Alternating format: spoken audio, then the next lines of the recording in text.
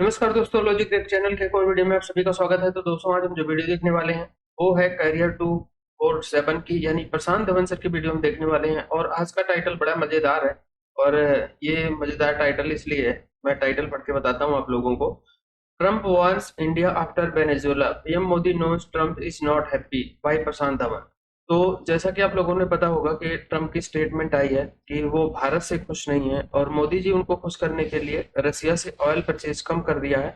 और अगर ऐसा नहीं करते तो ट्रम्प और टैरिफ लगाएंगे भारत पे। तो ये नई धमकी जो है भारत को दी है यूएसए ने। तो इसका धमकी का असर क्या होता है भारत पे, क्या नहीं होता, और इसका सारे का फैक्ट क्या है, वो प्रशांत धवन सर इस वीडियो में बता रहे हैं। तो शुरू करते हैं वीडियो। और वीडियो देखने से पहले चैनल पे नए हैं तो सब्सक्राइब कर लेना और बेल आइकन प्रेस कर देना, ताकि जब भी वीडियो अपलोड करें उसका नोटिफिकेशन भी आप लोगों को मिल जाया करे। तो स्टार्ट करते हैं वीडियो और मिलेंगे वीडियो के एंड में। नमस्कार, वेलकम टू करियर 247। मैं हूं प्रशांत धवन और इस वीडियो में हम बात करने वाले हैं एक बहुत ही ज्यादा इंपॉर्टेंट टॉपिक के बारे में। वेनेजुएला का बुरा हाल करने के बाद डोनाल्ड ट्रंप ने एक बड़ी चेतावनी दी है भारत को। यहाँ पे आप देख पाओगे लिखा है, पीएम मोदी को पता है कि मैं इस वक्त खुश नहीं हूं। ये डोनाल्ड ट्रंप की लेटेस्ट वार्निंग है ओवर रशियन ऑयल। अभी भी डोनाल्ड ट्रंप कह रहे हैं कि भारत सिंस रशिया से ऑयल परचेज कर रहा है तो ये इंडिया पर और भी ज्यादा टैरिफ लगा सकते हैं। ये बहुत ही जल्द हो सकता है आने वाले समय में। ऑलरेडी हमको पता है कि भारत पर 50% टैरिफ यूएस ने लगाए हैं, the highest tariffs in the world. अब इसके ऊपर ये टैरिफ्स हो सकता है आराम से 70% के ऊपर भी चले जाएं। यहाँ पे आप देख पाओगे अगेन इनकी जो धमकी देने का तरीका है वही रहता है, Modi is a good man मगर मैं टैरिफ और लगा दूंगा। इंडिया जब तक रशिया से ऑयल परचेज करना बिल्कुल बंद नहीं करता तब तक ये भारत पे टैरिफ बढ़ाते रहेंगे। इंटरेस्टिंग बात यहाँ पे नोट करने वाली ये है कि डोनाल्ड ट्रंप को ना इस वक्त मैं कहूंगा कमाल का घमंड है। इस वक्त मैंने आज तक किसी भी वर्ल्ड लीडर को इतने ज्यादा एरोगेंस से बात करते हुए नहीं देखा। वेनेजुएला में निकोलस मदुरो को पकड़ने के बाद डोनाल्ड ट्रंप ने पहले तो एक वीडियो में यह कहा कि यूएस मिलिट्री के सामने कोई कुछ है ही नहीं। ट्रंप की लिटरली एक स्टेटमेंट आई थी फॉक्स न्यूज पर, जहां पर ये कह रहे थे, मैंने रशिया यूक्रेन का वॉर देखा, 3 साल से लगे हुए हैं, इतने सारे लोग मारे गए हैं, प्रिमिटिव लगता है, ऐसे लगता है कि किसी पुराने जमाने की वॉर चल रही है। हमें देखिए सीधा ऑपरेशन किया, प्रेसिडेंट को उठा लिया। यूएस मिलिट्री जैसी स्ट्रांग मिलिट्री दुनिया में कहीं भी नहीं है। वेल अगेन दोनों चीजों में फर्क है अभी भी।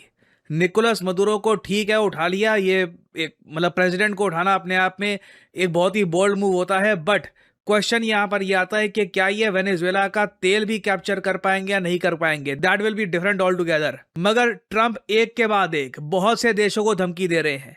पहले तो देखो, ट्रंप ने एक धमकी दी है क्यूबा को कि अब क्यूबा को भी सुधारना होगा। क्यूबा में बहुत प्रॉब्लम्स हो रही हैं, जो वेनेजुएला में किया है ये लोग क्यूबा में भी कर सकते हैं ना। इस वीडियो में आप सुनोगे डोनाल्ड ट्रंप कहेंगे कि क्यूबा बहुत ही जल्द गिरने वाला है, Cuba is ready to fall. One of the things that is happening, and I think you see it all the time, Howard, you've seen it, that Cuba is ready to fall. You know? Yes. Cuba looks like it's ready to fall. I don't know if they can hold out. But Cuba now has no income. They got all of their income from Venezuela, from the Venezuelan oil. They're not getting any of it.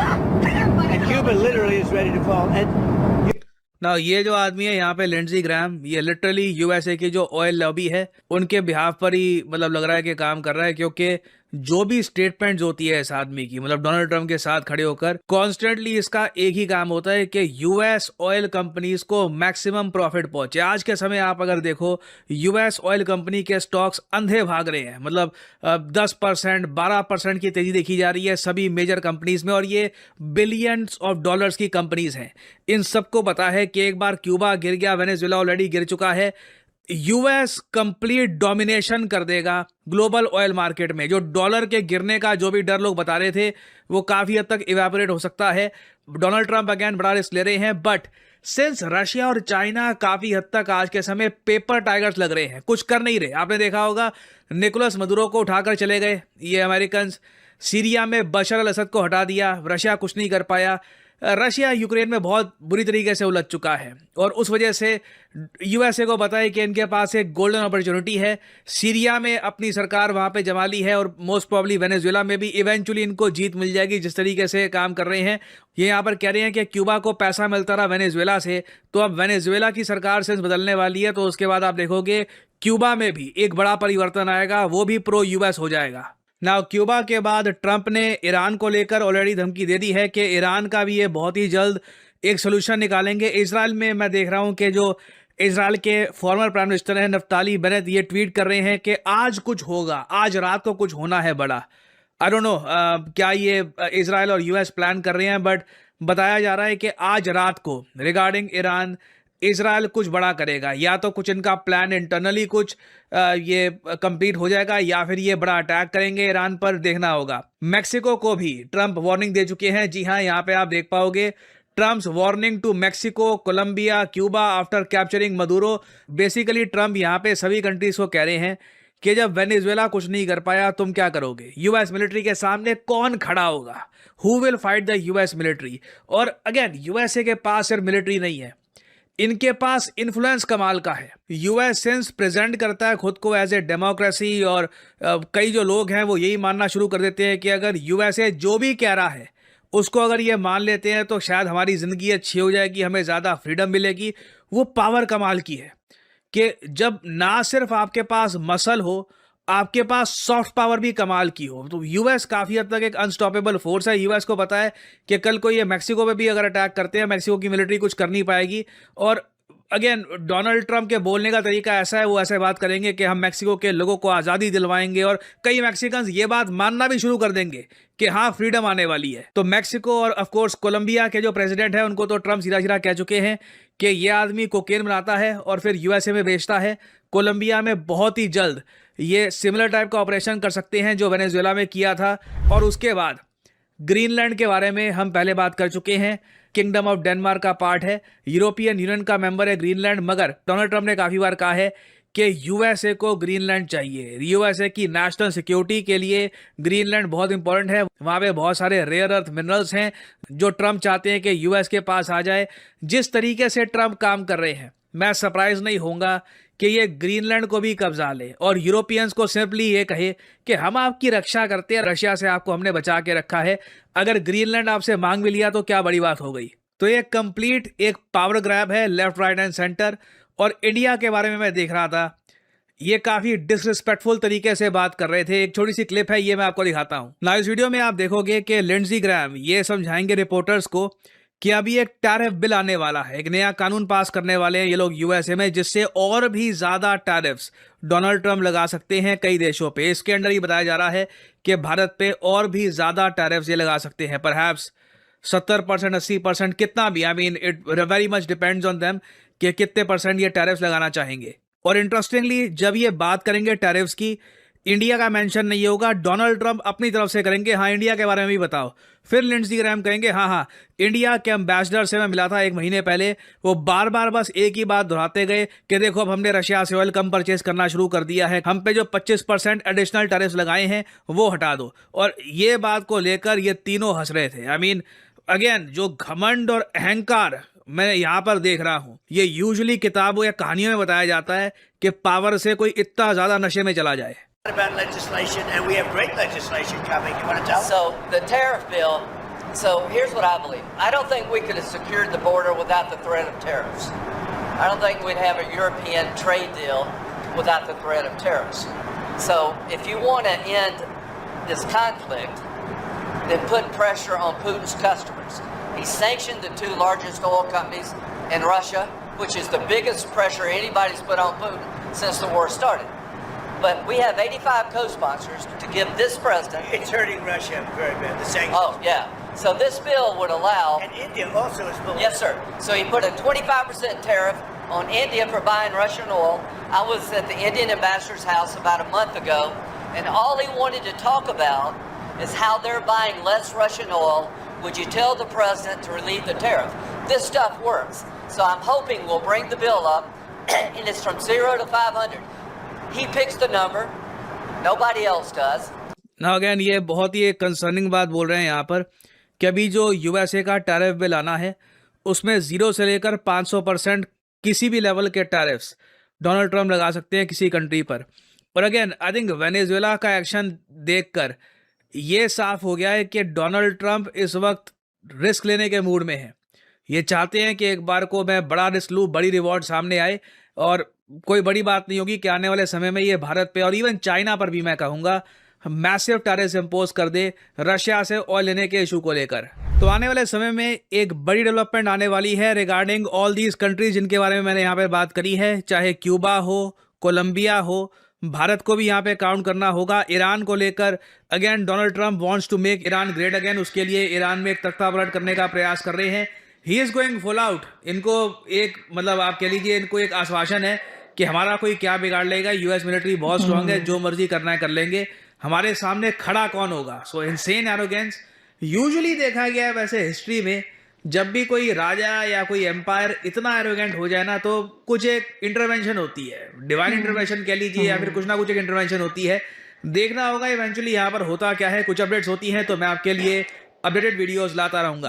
यार क्या leader है कि don है कि क्या है, मुझे तो इनकी समझ नहीं आती। मुझे लगता है कि इनके आने से पहले कभी मैंने इस तरह के हालात इस तरह एक्सट्रीम लेवल पे देखी ही नहीं है। इस तरह की जिस तरह की सुनने को मिलती है, ये डिसीजन सारी मेकिंग इतनी अजीब है, अजीब अजीब सी चीजें जो है ना ये सामने लेकर आते हैं। और वाकई एक वो पावर का जिस तरह नशा कह लो, सही बात की। और आर्मी के जैसे जी मतलब कि कुछ भी कर सकती है, किसी पे भी अटैक करके उनको उठा के लेके जा सकती है। मतलब अपना होल्डर समझना ना हर चीज पे, हर मुल्क पे। चले वो बाकी जो उन्होंने जगहों के कंट्रीज के नाम लिए, चलो वो तो छोटी छोटी कंट्रीज हैं, कुछ समझ आती है, वहाँ पे ना उनकी इकोनॉमी इतनी स्ट्रॉन्ग है ना आर्मी इतनी स्ट्रॉन्ग है।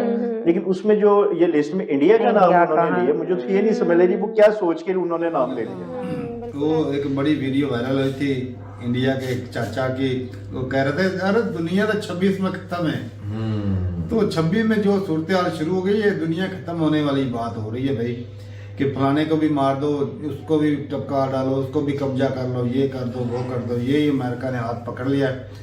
अच्छा भाई छोटे मोटे कंट्रियों को तो सिंपल सी बात है कि इंडिया जो है, अमेरिका जो इस तरह धमकियां दे सकता है, लेकिन जो है ना इंडिया को इतना प्रेशराइज किया, पहले 25% टैरिफ लगाए, फिर 50% लगाए, इंडिया अभी तक भाई झुका नहीं। वो अपने स्टांस पे खड़ा है कि इंडिया का स्टांस यही है कि भाई हम अपने तो ये कह नहीं रहे थे कि हमने रशियन ऑयल जो है वो खरीदना कम कर दिया है, जो ऊपर वाले 25% टैरिफ आपने इजाफी लगा रखे हैं वो हटाओ। वो एक न्यूज आई थी, लेकिन अभी मौजूदा टाइम पे देखा जाए तो इंडिया खरीद रहा है, अभी तक भी खरीद रहा है। लेकिन वो न्यूज कंफर्म नहीं है, उसके सोर्सेज कहे ना, क्योंकि तेल तो वैसे ही खरीद रहा है जिस मिकदार से यार इंडिया के फायदे में। अब अमेरिका का जो वेनेजुएला कब्जाने का मकसद ये था कि जो अमेरिका ने भाई साहब, क्योंकि जो इसका क्रूड ऑयल है ना, इसकी ये थोड़ा सा हैवी है और पावर के नशे में कभी कभी इंसान ऐसा बह जाता है। अब वेनेजुएला एक चींटी थी, भारत चीन वगैरह ये हाथी हैं, देखो फर्क होता है, चींटी और हाथी में बहुत बड़ा फर्क होता है। भारत एक हाथी है, वेनेजुएला चींटी। मैंने बोला ना ये 100% भी टैरिफ लगा दे। भारत के ऊपर भारत के ऊपर ज्यादा क्या करोगे, टैरिफ लगा दोगे। भारत 50% पे भी ग्रो कर रहा है, भारत 100% पे भी ग्रो करेगा। भारत को किसी का बाप नहीं रहा। ऑलरेडी 50% पे दुनिया में सबसे तेजी से जीडीपी ग्रोथ रेट इंडिया की बढ़ रही है, फॉरेक्स रिजर्व इंडिया का बढ़ रहा है, तरक्की इंडिया की हो रही है, चौथे नंबर पे तीसरे नंबर पे आने वाला है मतलब जीडीपी वाइज। तो इंडिया की रफ्तार वक्ती तौर पे थोड़ा सा फर्क होगा, हाँ ये देखो मानना पड़ेगा जो सच है। लेकिन कुछ टाइम में इंडिया जिस तरह फ्री ट्रेड वगैरह कर रहा है, इंडिया को इसके घंटा फर्क नहीं पड़ता, जो मर्जी है। ऐसे है यार, बहुत कमाल की वीडियो थी, लेकिन देखा जाए ना ट्रंप साहब एक दफा फिर न्यूज़ों में आने लगे, क्योंकि पीछे इन्होंने भाई टैरिफ लगाया था, तो उसके बाद ना काफी मतलब के इसको उछाला गया था। लेकिन अब देखा जाए ना तो यार ये अपने आप में ना बहुत बड़ी पावर भी रखते हैं, इसमें कोई शक नहीं है। अमेरिका बहुत बड़ी पावर है और आगे जैसे जैसे आप वो चीज़ें हो रही है ना, इसका बहुत नुकसान भी पहुंचेगा। अब जैसे भाई बड़े देश हैं, रशिया, चाइना, इंडिया, इनको भाई साइड पर आप कर दे, इधर तो कोई मतलब कि ये मिलिट्री ऑपरेशन या ऐसा कोई सीन होने वाला नहीं है। ये इनको बस इकोनॉमिकली एक हराना चाहेगा, जिसमें ये एक दखल करेगा। अब भाई वहाँ पे उसने ये नाम भी आला उसने बता भी दिया, क्योंकि भाई क्यूबा जो है ना उसको वो अब खतरे में, क्योंकि वो चाहता है कि वहाँ पे भाई अपनी हुकूमत, और ग्रीनलैंड की बात की है, यूरोप से कह रहा है कि मुझे ये चाहिए। क्यों चाहिए भाई? आपने वहाँ पे लेके दिया है यूरोप को ये चीजें, और ऊपर से कह रहा है कि मैंने रशिया यूक्रेन वार में आपकी मदद की है, मैं आपको रशिया से स्क्वेयर करूंगा। क्या आप रशिया से बचा सकते हैं किसी को? आप कुछ भी नहीं कर सकते। भाई यूरोप को पाल नहीं रहा, और रशिया से यूक्रेन को बचाया हुआ तो यार बचाया हुआ वो बस एक हाथी कर, अगर इतना बचाया हो या जंग रुकवा दे, क्यों नहत्ते को वहां पर मरवा रहा है ये उस बंदे की बात सुन लो, वो बोल रहा है कि ये क्या पुरानी जंगे आप लड़ रहे हैं, 3 साल हो गए। सीना तान के खड़ा हो सकता है मोदी। वाह, मोदी जैसा बंदा खड़ा हो सकता है और तो कोई नहीं। बिल्कुल, क्योंकि इस दुनिया में सिर्फ एक ही लीडर में दम है, वो है मोदी। बिल्कुल, मोदी ललकार लगाता है तो भाई साहब ट्रम्प के पिछवाड़े से आग निकल जाती है। और देखो आज ट्रम्प क्या बोलता है कि भाई मैं बड़ा गुस्से में, और मोदी को ये बात पता है, मोदी मुझे खुश करेगा तो ट्रेड हमसे गधे के बच्चे और किसी गंदी नाली के सुअर के बच्चे। तुझे पता है मोदी कौन है? तुझे पता भी है? तू किस मोदी को बोल रहा है? ये नए भारत का मोदी है। ये तेरे अंदर हाथ देके जब खोलेगा ना तो तेरी चीखें 7वें आसमान तक जाएंगी। तभी तो उसकी चीखें जा रही है। 4 महीने हो गए मोदी ने डंडा दिया उसने, तभी तो चीख रहा है ना। इसने भाई दबे लफ्जों में मोदी को क्या बोला है कि भाई साहब मैं आके तेरे देश से तुझे उठा लूंगा। यानी इतने बड़े देश के लीडर को, जिसकी इस दुनिया की इतनी विशाल सेना है, उसको ट्रम्प धमकी दे रहा है कि मैं तुझे आके तेरे देश से तू भारत की सीमा के अंदर घुसने की कोशिश तो कर ले। तेरे पड़खच्चे, तेरे चीथेड़े INS Vikrant, INS Vikramaditya, Rafale और 22 SU-30 ने ना उड़ाई तो तू मेरा नाम बदल दे। भाई ट्रम्प को लगता है कि मैं ना कुछ भी कर सकता हूँ किसी भी कंट्री, मतलब जो आपके साथ कंट्री होता है ना उस पर हमला करना इजी होता है, ठीक है, आप सबको ही पता है। लेकिन अमेरिका दुनिया के आखिरी कोने में और इंडिया दुनिया के पहले कोने पे है। वहां से यहाँ तक कैसे, मतलब कैसे वो हमला करेगा? इतना बड़ा हमला तो नहीं हो सकता यार। आप कुछ भी कर लो, इतना दूर से हमला करना बहुत ज्यादा एक कठिन मतलब हो सकता है। और आप सबको पता ही है जब अमेरिका ने पाकिस्तान का साथ दिया था 1971 की वार में, तब अमेरिका ही के जहाज से बहरी, तो फिर क्या हुआ था कि इंडिया ने उनको हरा दिया था। तो इसी वजह से बांग्लादेश अलग हुआ था ना उस टाइम पे। तो अब फिर से अगर ये गलती करने की कोशिश करेगा, अगर पाकिस्तान की हेल्प लेगा भी, तो फिर से इसको मुंह की खानी पड़ेगी। मेरे हिसाब से होगा इंटरेस्टिंग।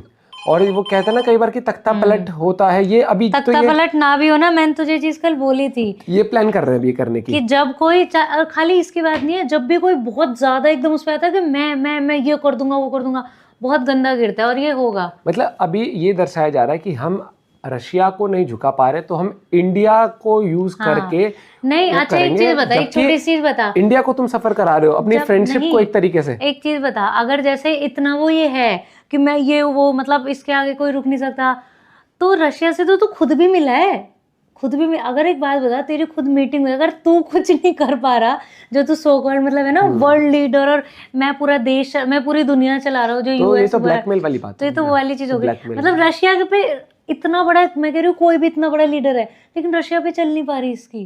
तो ये थी ट्रम्प की नई धमकी, आप लोगों ने सुना है। तो ये इंडिया को भी धमकी दे रहे हैं कि इंडिया टैरिफ अगर ऑयल परचेज करना बंद नहीं करेगा तो उस पर और ज्यादा टैरिफ लगाएंगे। तो पहले भी टैरिफ लगा हुआ है, और भारत को ऐसा नहीं है कि फर्क नहीं पड़ता, टैरिफ से फर्क तो पड़ता है। लेकिन जिस हिसाब से यूएसए सोच रहा है कि भारत उसके मतलब जाके झुक जाएगा, उसके कदमों में गिर जाएगा, तो वो तो होने वाला नहीं है।